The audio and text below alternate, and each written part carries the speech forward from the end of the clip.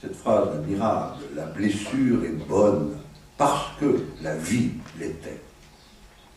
Ainsi, on peut dire le soldat, comme figure, c'est une médiation affirmative entre la vie et la mort.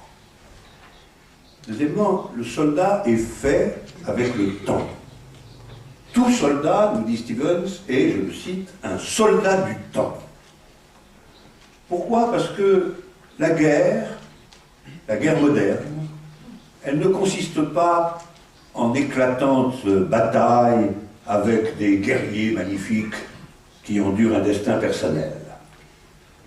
La guerre moderne, c'est une longue période de souffrance pour des millions de soldats anonymes, une période obscure d'exposition à la mort, dans la boue et dans les ruines. Et pourtant, ce temps crée quelque chose au-delà du temps. Cette mort crée quelque chose au-delà de la mort. Tout le poème, finalement, établit une sorte de relation obscure, mais poétiquement essentielle, entre temps et immortalité.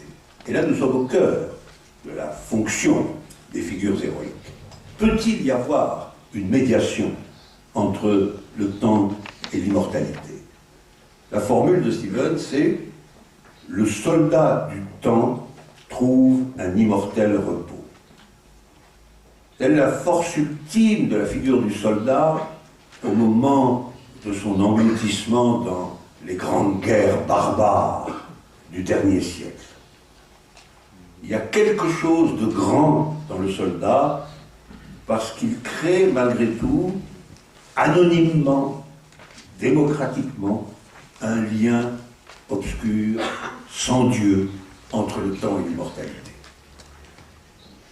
Et enfin, finalement, nous pouvons dire, d'après Stevens, que le soldat, c'est une nouvelle forme de l'évidence du soleil, du pouvoir créateur de l'été. Dans le cas de la mort héroïque, l'été est présent jusque dans la nuit de la mort. C'est le passage très beau. Dans la haute nuit, l'été exhale pour eux son parfum, une lourde somnolence, et pour lui, pour le soldat du temps, il exhale un sommeil estival.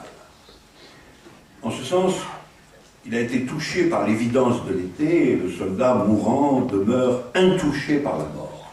Alors ça, c'est un point que nous commenterons peut-être dans la discussion. Tel est le sens de la splendide et énigmatique formule « Aucune part de lui », il s'agit du soldat, « aucune part de lui ne fut jamais part de la mort ». Bien que résumée par le corps mortel et la blessure sanglante, la figure du soldat ne se confond aucunement avec les diverses formes du sacrifice religieux.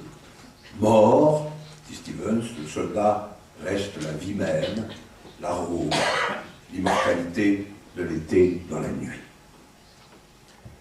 Alors, qu'est-ce que nous pouvons conclure de tout cela maintenant? Le soldat a été le symbole moderne de deux traits très importants de la capacité des animaux humains à créer quelque chose au-delà de leurs propres limites, et donc à participer à la création de l'immortalité. Dans la figure du soldat, nous savons, c'est un acquis, que cette création peut être collective et non pas liée à la gloire du guerrier. Nous savons aussi qu'elle ne dépend pas de la foi religieuse, et nous savons que cette création est dans le temps lui-même et non pas après le temps. Mais la limite de la figure du soldat se manifeste dans les deux poèmes et nous indique déjà que nous ne pouvons plus aujourd'hui la maintenir comme figure héroïque du temps. Chez Hopkins, nous voyons que la gloire finale du soldat reste dans l'élément de la religion chrétienne. Le soldat répète l'acte de la mort et de la résurrection. Au fond, Hopkins nous dit « nous pouvons équivaloir à notre Dieu ».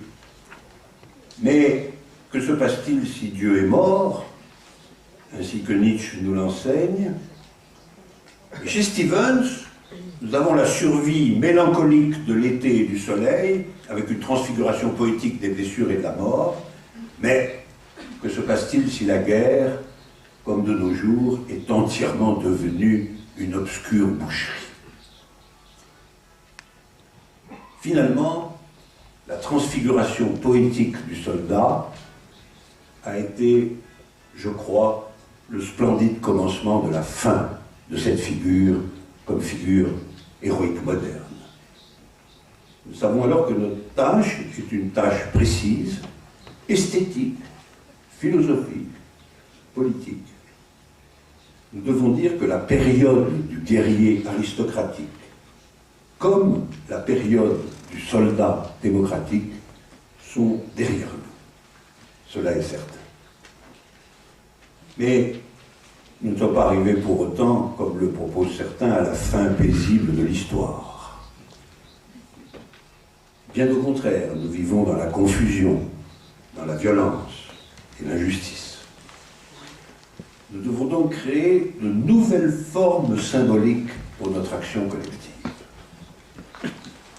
C'est une tâche générale, la tâche sans doute du philosophe, mais de l'artiste, comme aussi du nouvel acteur politique.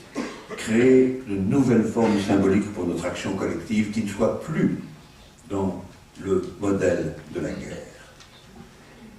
Nous ne pouvons plus créer ces figures symboliques dans le contexte de négation globale, de dernière guerre, de lutte finale, comme ce fut le cas pendant le grand XXe siècle.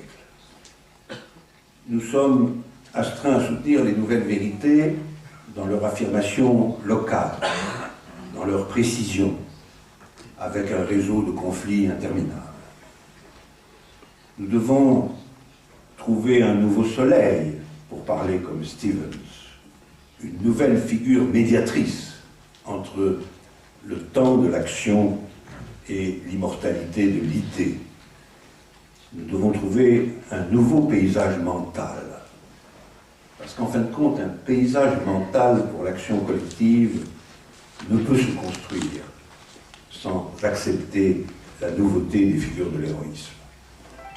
Nous devons agir au-delà de ce qu'ont représenté le guerrier glorieux pour le monde classique ancien et le soldat de la Révolution pour le monde romantique moderne. Et bien sûr, nous savons qu'il faut commencer par des actions plus restreintes. Nous n'avons pas d'idée qui puisse surplomber l'histoire du monde. Nous devons être les artisans de l'héroïsme nouveau. Mais ça n'est pas important parce que, même si l'échelle de notre action est petite, comme le dit Stevens lui-même, le soleil est le paysage, où qu'il soit. Le soleil est le paysage